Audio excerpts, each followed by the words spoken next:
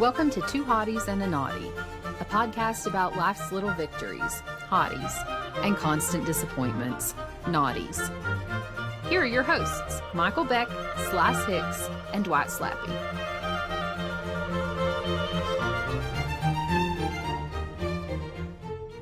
Welcome to Two Hotties and a Naughty. I'm Dwight Slappe.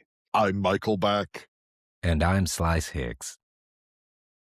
Friends, I think the first thing we ever invented, the first phrase we ever coined on this podcast was one day Beck disgustingly said that Crystal was going to be out of town and he was batching it. Do you guys remember batching it? I do. Yes.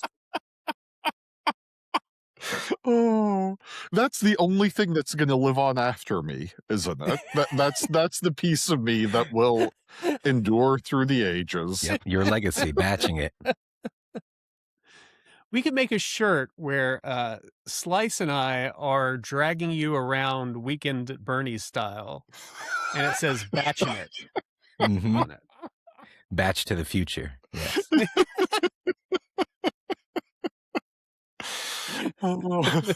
Wives, where we're going, we don't need wives.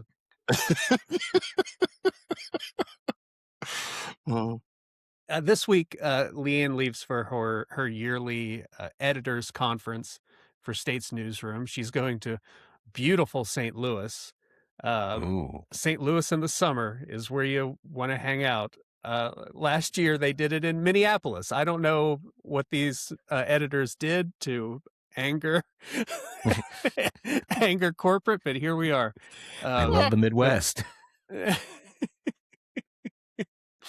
I'm going to be by myself for like 4 days, and this only happens once a year. So it had me thinking, I want us to all build our hottiest solo day. You don't have to build 4 days, because listen, we're all older guys. We can't live to the fullest for 4 straight days. One day Zero at a time. chance of that. Yeah. And when I was as I was thinking about what my answer would be for this, I'm like, this is the day that's just for me. I got sad, because let me explain what I think my day is going to be. I'll probably go get breakfast because it's my favorite meal of the day. I'll treat myself to go eat breakfast out somewhere. Feel like I've really gotten the day going by not laying around for a long time. Yeah. And recently, a friend of mine took me to a local wine shop, and I found out that they sell a large variety of THC-infused drinks. No alcohol, of course, but and they're, from what I saw, cheaper than you can order online or get a dispensary. I guess they're just selling them to get people in the door, which is great for me. So I might get a couple beverages to get that old feeling back. That old Dwight can just drink and have a good time feeling, not sad. And First, I think you need to swap the order of, you need to go to the wine shop to get your THC drinks first, and then just put your 6-pack of THC cans on the table at the breakfast place, and drink all of them while you're eating your omelet. The best way to start this day is for me to beat the wine store proprietor to the store and be waiting there when he unlocks the door. Only if you have like a lawn chair, so it's like you've been camping out. Like he's just going to be blunt. Like, what? Is there an event going on? What? Like it's a midnight release. Finally, I got living to do, sir. And I've been trying to catch up on Steven Spielberg movies I haven't seen, because Disclosure Day is coming out in a couple weeks. And I knew this week was coming, so I went ahead and knocked out Munich last week. So Munich doesn't have to be part of my solo good time day. It was a good movie, though. It is a good movie. It's a good movie. And so I realized the other day that I have never seen Close Encounters of the Third Kind. Just never been something I saw.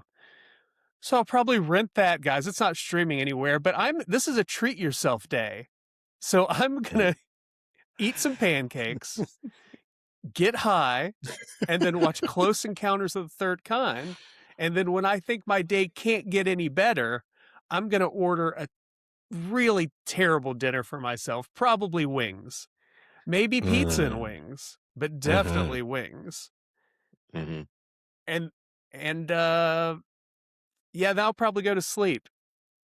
This is all I got. This is me at 46. This is my day. Hey, that's all you need. Everything in the world is everything in the Hurrah! world's in front of me. Everything. And this is what I'm gonna do. That's what batching it is about. Yes. This is the legacy I have left you, Dwight. Yes. Yeah. Do you think I wouldn't be living this great life of mine if I hadn't have roomed with you for that summer where we both slept in a living room? Dwight, you'd be a tall, powerful lawyer in Buenos Aires if we had not roomed together that summer. Yeah. God damn it. I mean, sure, I'd like to see how that would have turned out, but I wouldn't change a thing. For you that don't know, I sublet Beck's roommate's apartment for a summer while I was waiting for an apartment, and there was only one air conditioner in the 2-bedroom apartment, and it was in one of the bedrooms, which was nasty work by this shithole apartment. So I dragged my mattress to the living room, and Beck slept on a futon.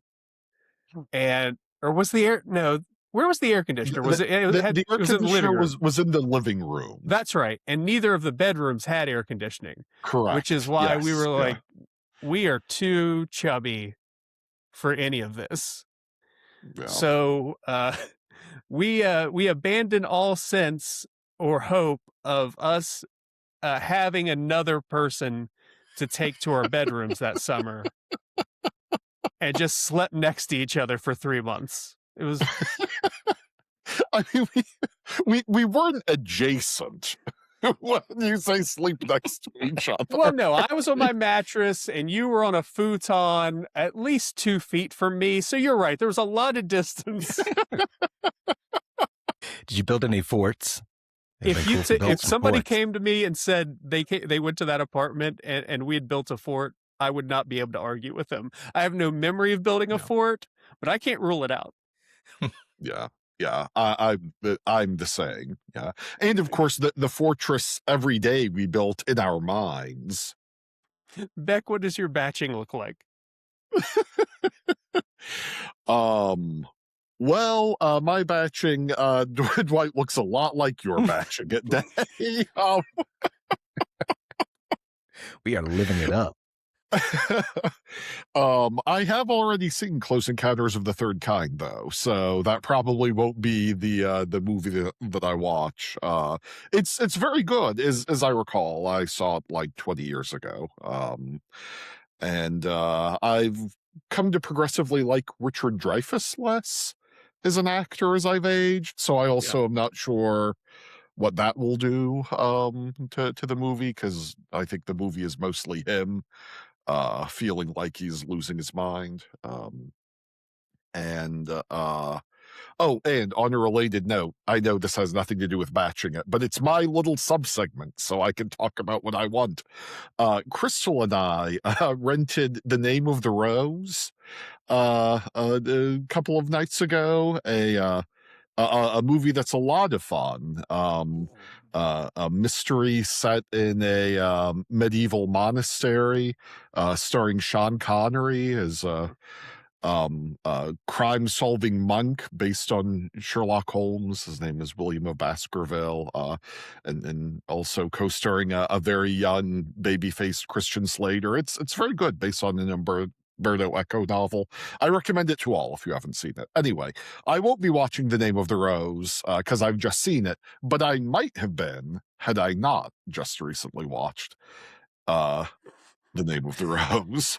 This is our multiverse episode. It could be that, wild, but it's not that.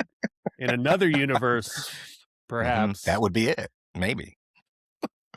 Yeah. My batching a day would have a big luxurious walk with Coco, assuming that that Coco stays with me and doesn't travel with Crystal.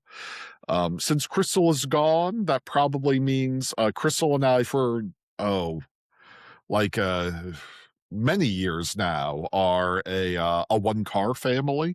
So that probably means Crystal has the car if she's gone, which means I won't be able to drive to a breakfast place. So I know, yeah, that's terrible. So I'll either have to make breakfast or order breakfast for delivery.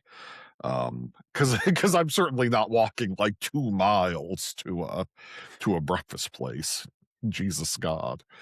You've never taken an Uber to an IHOP? I mean, that's living. As I think about it, probably literally the closest place to us that serves food is an IHOP. But if you go just a little bit further, there's a Waffle House. And Waffle House is, I think, much the superior choice to the IHOP. Yeah.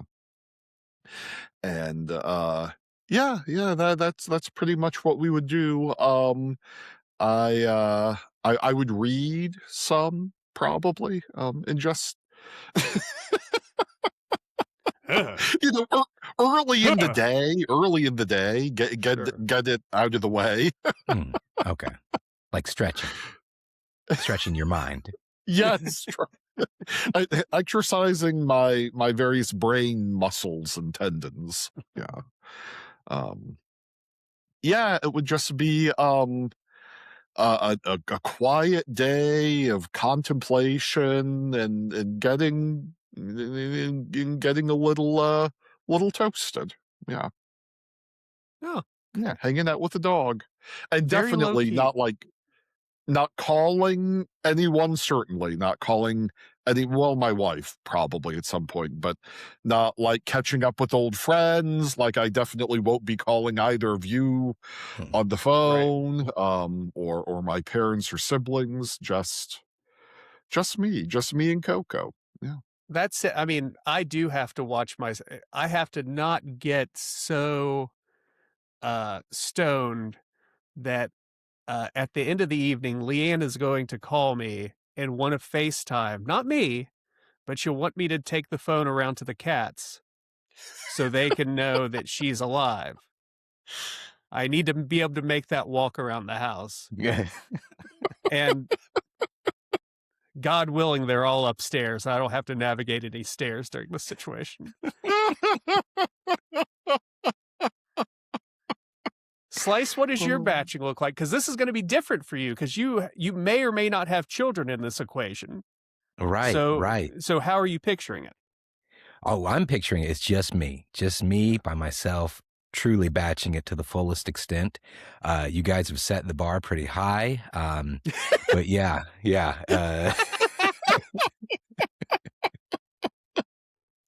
Maybe we should all have a whitewater rafting weekend or something, just so we can experience things.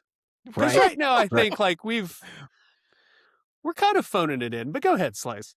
I mean, if it's a day all just to me, I honestly, I don't want to do anything because I do so much as it is.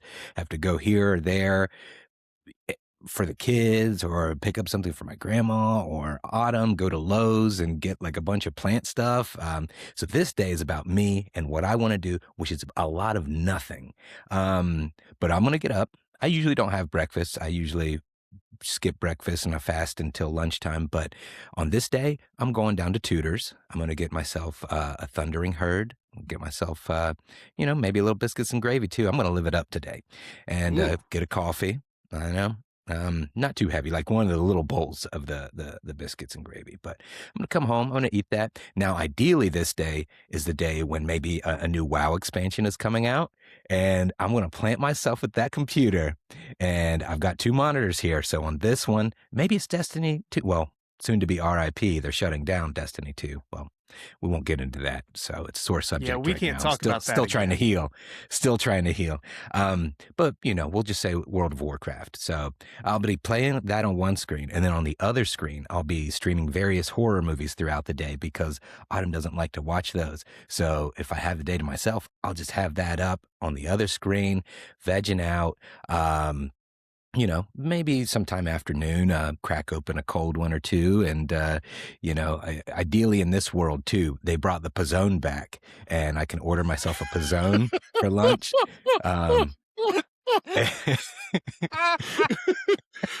If only Pizza Hut corporate would coordinate Answer my with call. you for your batching it day.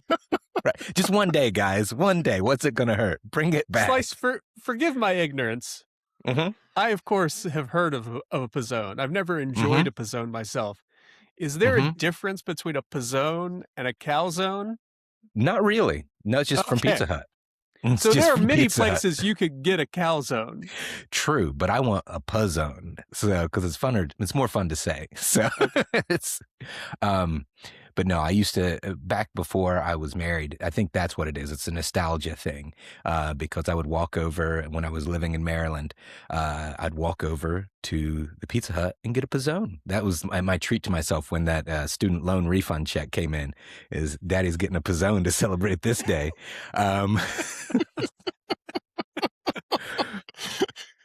And you were also a lot more limited in what you could get in the Pizzone. It wasn't like, maybe you could add toppings, but they had like 3 varieties to choose from. There was but I always got the Supremo because I like a little bit of everything.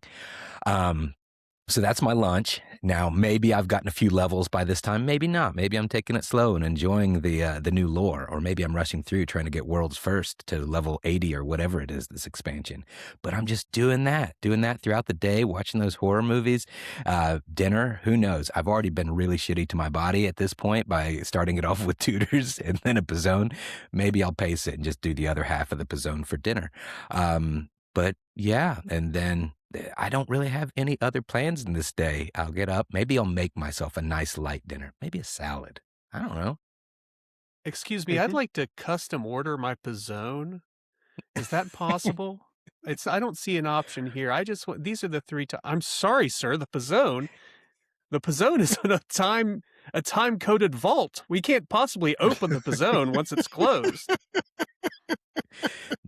They'll know it's my batch day. They'll be like, all right, it's here.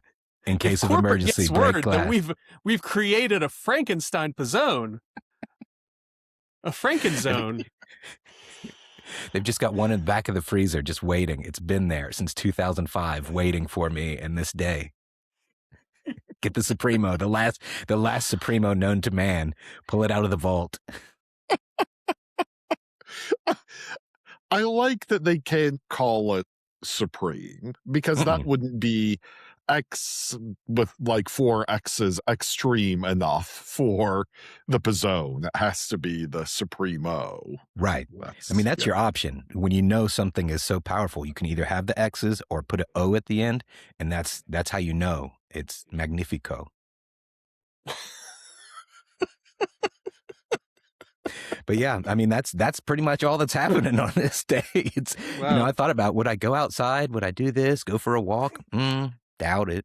I do that on normal days. So this day I'm just going to be a sloth. Really?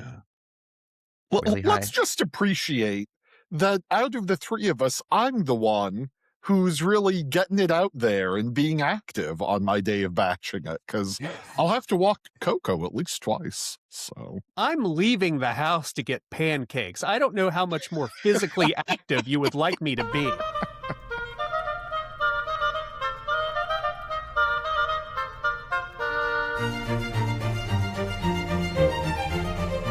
welcome back.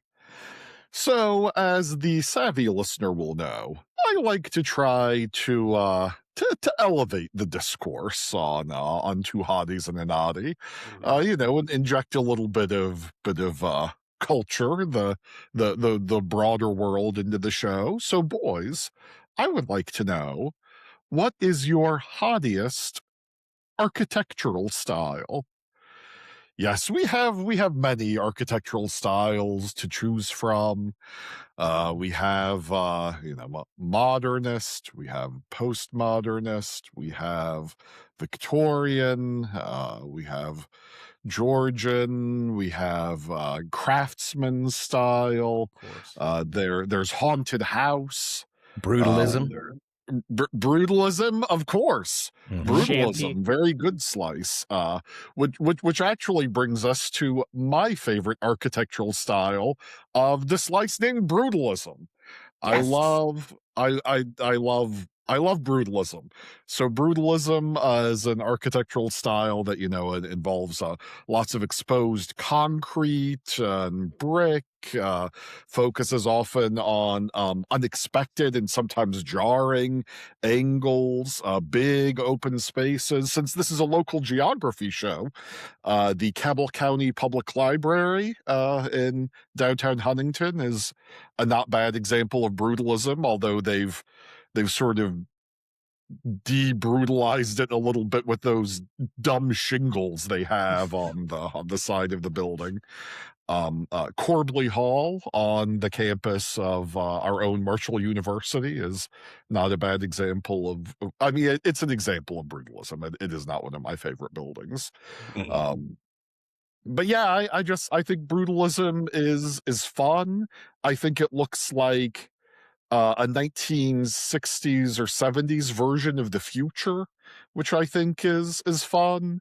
Brutalism was popular in post-war Britain and also behind the Soviet bloc, both of which are places I associated with sort of gray chain-smoking alcoholics. So I love that, that's that's great. Yeah, no, I like that inside brutalist spaces are often big, sometimes cavernous areas that are clearly meant to be too big for one person. They're meant to be shared spaces that belong to everyone. And I like the sense that, public things belong to everyone and aren't just for me personally when I want them and should be closed if I'm not there, which is the way so many Americans think about everything now. Yeah, so that's I'm definitely gonna pull the clip where you just say, I think brutalism is fun. I'm gonna pull that clip, just that line. Put it out there. Well, it's true. It's fun to say. Yeah. And I didn't mention really my favorite example of brutalism probably is the Metro in Washington D.C., which I really think is very, very cool. And yeah, has all those great big awe-inspiring stations. Yeah. Oh yeah, I used to ride that every day, and especially I think it's down in DuPont Circle with the big going up. The escalator there is definitely a very brutal experience. Yes, yeah. You'd think that just my daily existence were brutal enough. No. I need additional architecture reminding me of that too. Yeah. So, Slice, what is your hottiest architectural style? So I was just introduced to this style relatively recently, but are you guys familiar with Earthships? No, No? I've never heard Okay. of this.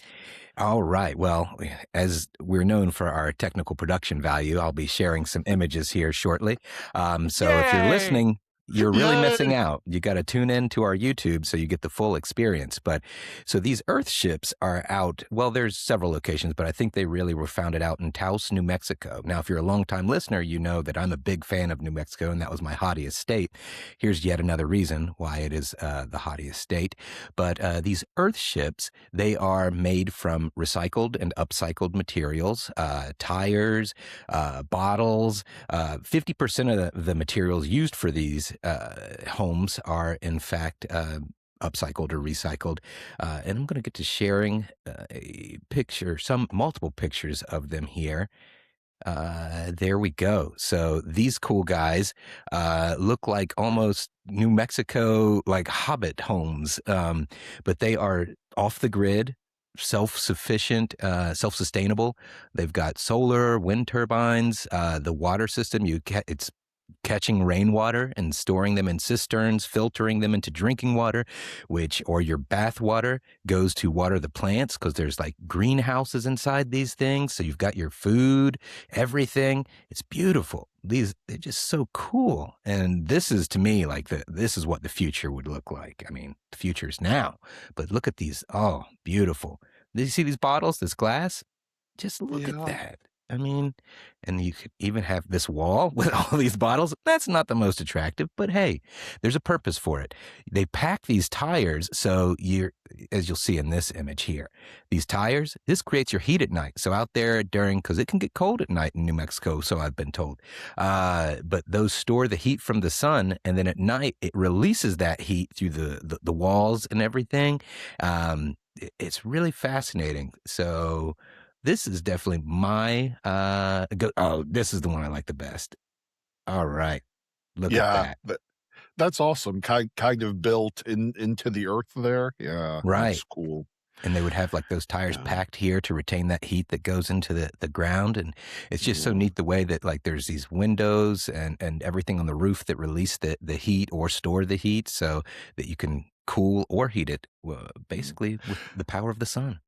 Oh, Slice, I've got to say that when you described this, sort of in theory, this is exactly the sort of fusion of idle, dim-witted rich guy plus hippy-dippy bullshit that I'm tailor-made to absolutely fucking hate. Right. But when we looked at the individual pictures of it, I thought, oh yeah, this is incredible. We should all be doing this.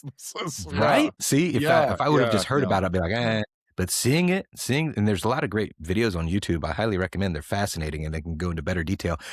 And I learned today you can join the Earthship Academy, where you can learn how to build your own Earthship. And it's only $25, I think, for like you can go online and enroll it's just a diploma cost to get, $25. That's pretty reasonable. And when you say you, Slice, you're of course referring to not me. Not you. No, God, no. Okay. No. Good. Correct. You've got books to read. I cannot do that, but they're actually gonna let Slice skip the first couple of courses because, of course, Slice was raised by a pit bull at a garbage dump. So. Whatever. I was part of Heathcliff's gang. That's what it was. We were. Was that no? Fat Albert had the junkyard gang, but Heathcliff also hung out in a dump, right? And also, I lied. It's apparently $1,200 to do the online session for Earthship Academy. So it's not just $25. That's just the diploma cost. My bad on that. When you try to explain to Autumn that you want to do this, I would like you to film the interaction that you would like to spend $1,200. Given this is the cause for it, she would be fully on board. She wants to do this. Yeah, she would be all about this. This would be the project of all projects for her. So yeah, she would 100% want to do this. Oh, so continuing with the segment, Dwight, what's your hottiest architectural style? I appreciate that both of you all really thought your answers out here. And I just really like prefabricated cabins. I know it's real like white trashy of me. And it's sort of West Virginia aspirational to want like a prefab cabin. No, I think it's great. I think it's great. It's very sweet. It's sort of like fake brutalist because it looks like there are exposed logs everywhere in your house, but those aren't real logs. Those are some wood composite that they've molded into whatever. But most of them have like a nice open floor plan and a big deck around it. In my mind, it's by a lake. And yeah, lots of room to do. Well, I'm not going to do anything out there, but I like the idea of having all of that room. I have all of that room that I will have someone come and mow because it's way too much. I like the house is what I'm saying. The house is good. It's probably got a fireplace in it. Yeah, there's part of me, I think this sort of says, oh, I have a second house for when shit breaks bad. So when society collapses, I'll be in my bulletproof, invulnerable, prefabricated log cabin that certainly no modern weapon could break into. Yeah. Maybe I'll add some, and I'll be crossbow turrets to the deck. Oh yeah. Sure. We're in like the opening scene of the movie that is your life when society collapses. I, of course, am standing in the middle of a cavernous, brutal subway station where just I disappear under a wave of zombies. Yeah, that's... yeah. No, I think this sounds great. Yeah, and maybe a yard for like people to play badminton or cornhole. Again, like not us, but people. Yeah. Yeah, I feel like outside your cabin. Yeah. I think it would be horseshoes because I'd go full old man. Oh yeah. Yeah. I'm playing I yard like that jarts clang. in it.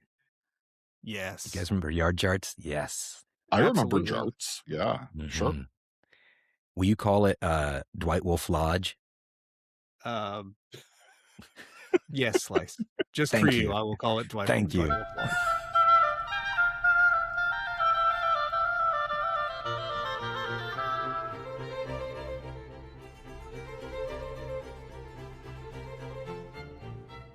Welcome back. Guys, I've really enjoyed lately. We've had periodic subjects that are more recent, just like, it doesn't have to be anything grandiose or historical or anything like that. Just kind of checking in what's going on. But I don't know if we've done that with a naughty, so I'd like to give that a go this week and go with what's the naughtiest mistake you've made recently. So mine is as recent as yesterday. So lately, I've cut back on my partaking in alcoholic beverages, as you should probably do once you hit your 40s. So I reserve that for the weekend now or special occasions. And yesterday was the first swim of the year. It was hot enough to go over to visit our friends, Justin and Sydney, and partake in their pool. So I said, I'll bring some beverages over and we'll have a grand time. So there I am at the beautiful Kroger on First Street and trying to survive. And so I go in there and I'm looking back at this limited selection and I want to bring over something nice and new that, maybe no one's had before, and looking through and I see this case there and I see this beer, and at first glance, I see it's called Beero. And I was like, oh, that's charming and cute. That's like, I thought it read Beero. And I was like, that's like a kid naming a robot Robo or something like that. Beero. Oh, but it's kind of elegant, kind of fancy. It's very minimalistic. Right. Supremo. See, they add the O. They got me. And, and I see this and I'm like, ooh, this is a very minimalistic approach, just kind of clean. And it says, made in or craft something. Oh, hold on, let me look. I've got it here to my side here. It says born in London, crafted in America, enjoyed worldwide. So I Google it and I'm trying to see oh, what are the reviews like on this? And then I find out, oh, this is made by Tom Holland, he's the founder of Bureau here, or owner. I was like, well, if it's good enough for Spider-Man, it's good enough for me. So I grabbed this, and I'm like, I can't wait to try it's this. not the famous historian and classicist Tom Holland. It's the other guy, the Spider-Man guy. The Spider-Man guy. I just figured where this was going, Slice. I just figured it out. Well, I'm glad you did, because I didn't. But I look, and it's a sampler pack, and I was like, oh, it's a double tasty West Coast IPA. Edge Hill Hazy IPA. I love a hazy IPA. A golden pils, nice. I like a little light, refreshing pils on a warm day. And a noon wheat. I'm not the biggest wheat beer drinker, but someone will enjoy it. So we get there, and I, set the stuff out, and I'm like, yeah, check this out. This Bureau, isn't this cool? Then I realize, oh, there's really only one E on there, so it's spelled B-E-R-O. So I'm like, maybe it's pronounced Barreau or something from like England. I don't know. So I sit it down, and everyone kind of stares at me like, why? And I was like, yeah, Tom Holland. He's the owner of this brewery and everything. And they're like, yeah. Oh, that makes sense. And I'm like, what? Why does it make sense? They're like, yeah, since he doesn't drink, alcohol or anything like that. I'm like, what's that guy? Why would he own this then? And then I realize it is pronounced Bureau, and it's because it's like zero, because there is zero alcohol in here. This is a non-alcoholic beverage, which it does not clearly state that anywhere except in this very fine, if you're watching online, down up here in this tiny, tiny print, it says non-alcoholic beer. So I brought that over, and it, as you can see, it's still unopened. No one drank any of them. But Slice, I would have had one if I were there. Yeah. Well, Autumn brought up a good point that, I can keep it, and throughout, if there's a weeknight where it's like, man, I'm really craving a beer, I can crack open a Bureau and give it a go, and, get me through to the weekend where I can have the real thing. But yeah, that was a pretty boneheaded mistake on my part. But Tom Holland, you should really, label that more properly in big letters, non-alcoholic. But it is an elegant design, I do have to say. Very minimal, but crisp and clean. Hopefully the beer tastes good. Non-alcoholic beer tastes good. But yeah. What boo-boos have you made recently there, Dwight? Just the other day, I decided to trust my body, which is a mistake at this point. Our good friend and often mentioned Jason asked if I wanted to go to a minor league baseball game here in Charleston. And I said, yeah, do you mind picking me up if we're going to do that? And he said, yes, of course. And don't worry, I'm picking you up in the golf cart. So our friend Jason has a golf cart. And he lives in the hills outside of downtown. That's where Leanne lives. That's where I am most of the time.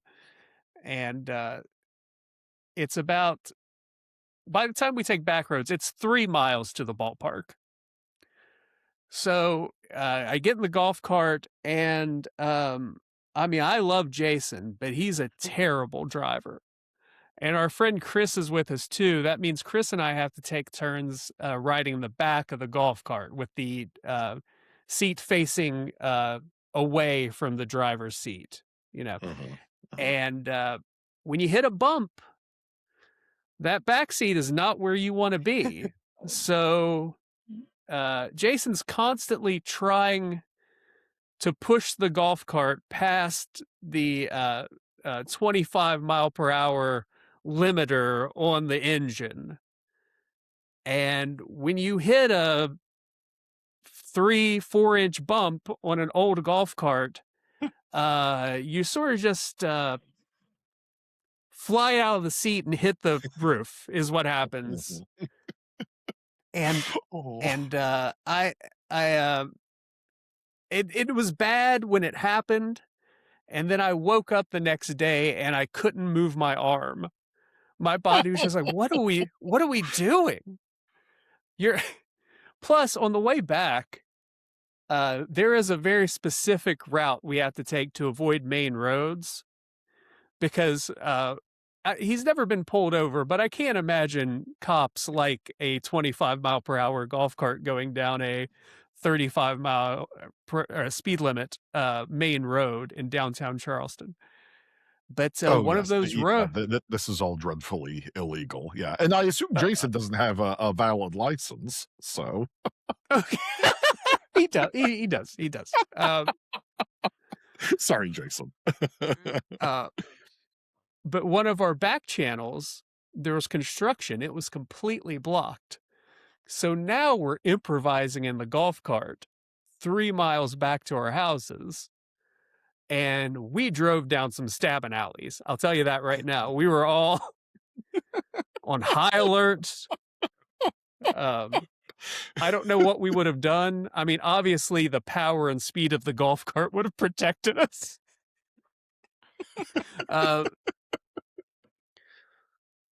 But I made it back to my house, and this house is at the bottom of a hill. And as I'm getting out of the golf cart, I hear Jason and Chris say to each other, "All right, now we got to figure out how to get up that hill. We can't go up this hill, so we might have to backtrack." And the golf cart was already low on power. And I have not talked to them in the last couple of days. I'm going to assume they got home, but I can't make any guarantees. They did, but the golf cart didn't. It's now sitting on cinder blocks in an alley somewhere. Yeah, my guess is that the golf cart itself protected you in the stabbing alleys, because like if there's trying to imagine myself as a one of these poor tragic drug-addled souls on the stabbing alley, like if they see 3 middle-aged white guys in a golf cart, I think even when you have the most possible meth in your body, you go, I'm going to stay away from this situation. I don't know.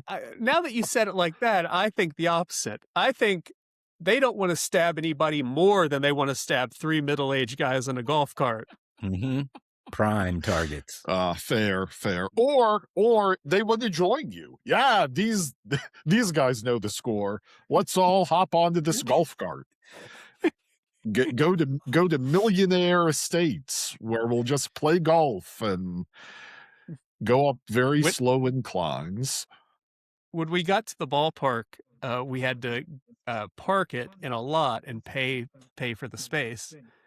And the attendant, she comes up to us, says, "Oh, you guys drove your fancy car." And I got to look at her and go, "No, ma'am, this is a golf cart."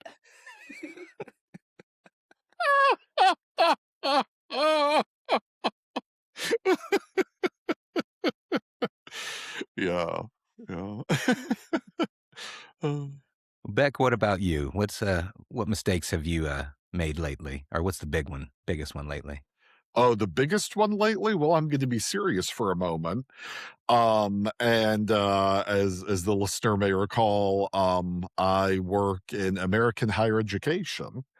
And my biggest mistake lately is every goddamn day when I go to work. That is...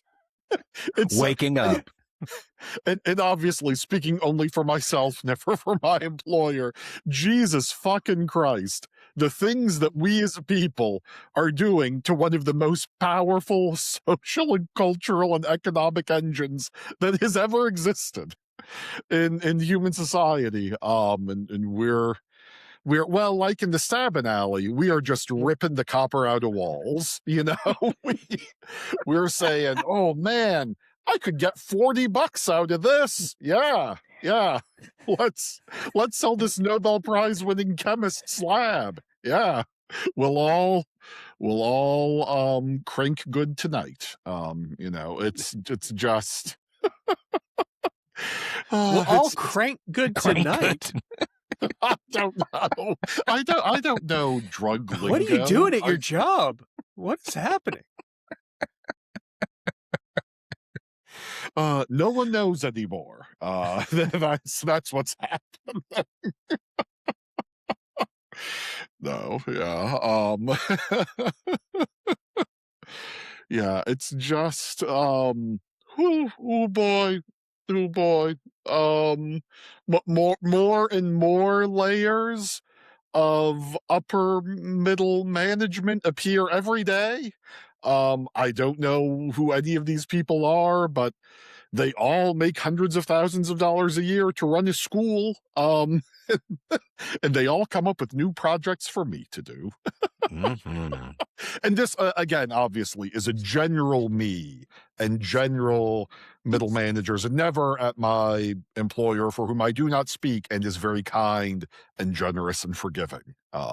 Benevolent. Benevolent, yes. I can tell with your disposition, you're very frustrated, because you're almost to the point of going, flames on the side of my face. Like you're so Yes. close to Clue Mrs. White. Yes, I'm bringing an increasing amount of Madeline Kahn energy into the workplace every day, much to the delight of my colleagues and students, I'm sure. If that doesn't get all those middle managers cranked, I don't know what will. Cranking it good tonight. Cranking it good tonight. That's it for our show. You can find us on TikTok, YouTube, Instagram, or wherever you get your favorite podcasts. We hope you have a great week. Thanks for listening. We love you. Thank you for listening. This has been Two Hotties and a Naughty, a podcast about life's little victories and constant disappointments, as hosted by Michael Beck, Hicks, and Dwight Slappe. Editing and production by Michael Sullivan. Our theme is Handel's Entrance of the Queen of Sheba for two oboes, strings, and Continuo allegro, as performed by the Advent Chamber Orchestra. Crystal Howe speaking.